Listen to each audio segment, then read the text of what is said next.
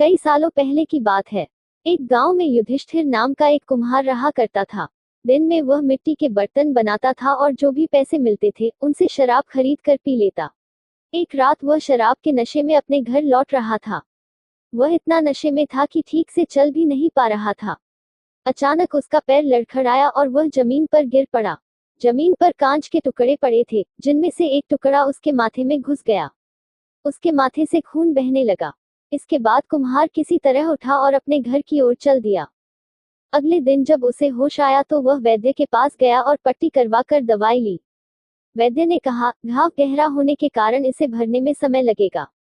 पूरा भर जाने के बाद भी इस घाव का निशान नहीं जाएगा। इसके बाद कई दिन बीत गए। अचानक उसके गांव में सूखा पड़ गया। सभी लोग गांव छोड़कर जाने लगे। कुम्हार ने भी गांव छोड़कर जाने का फैसला किया और दूसरे देश की तरफ निकल गया। नए देश में जाकर वह राजा के दरबार में नौकरी मांगने गया।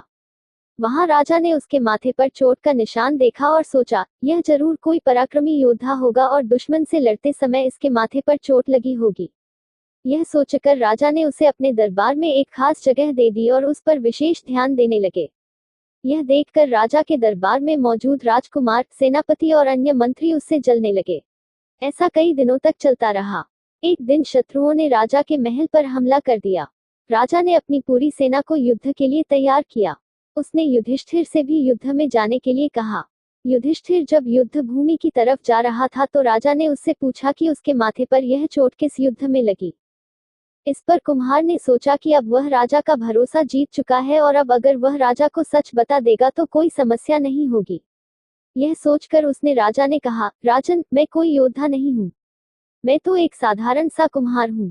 यह चोट मुझे किसी युद्ध में नहीं, बल्कि शराब पीकर गिरने के कारण लगी थी। कुम्हार की यह बात सुनकर राजा को बहुत गुस्सा आया।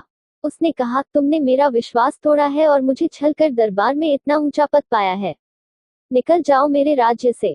कुम्हार ने राजा से बहुत मिन्नतें की। उसने कहा कि अगर उसे मौका मिले तो वह युद्ध में राजा के लिए प्राण भी दे सकता है। राजा ने कहा, तुम चाहे जितने भी वीर और पराक्रमी हो, लेकिन तुम शूरवीरों के कुल से नहीं हो। तुम्हारी हालत शेरों के बीच रहने वाले उस गीदड़ की तरह है, जो हाथी से लड़ने की जगह उससे दूर भागने की बात करता है। मैं तुम्हें जाने दे रहा हूँ, लेकिन अगर राजकुमारों को तुम्हारा राज पता चल गया तो वो तुम्हें मार डालेंगे। इसलिए कहता हूँ कि अपनी जान बचाओ और भाग जाओ। कुम्हार ने राजा की बात मानी और तुरंत उस राज्य को छोड़कर चला गया।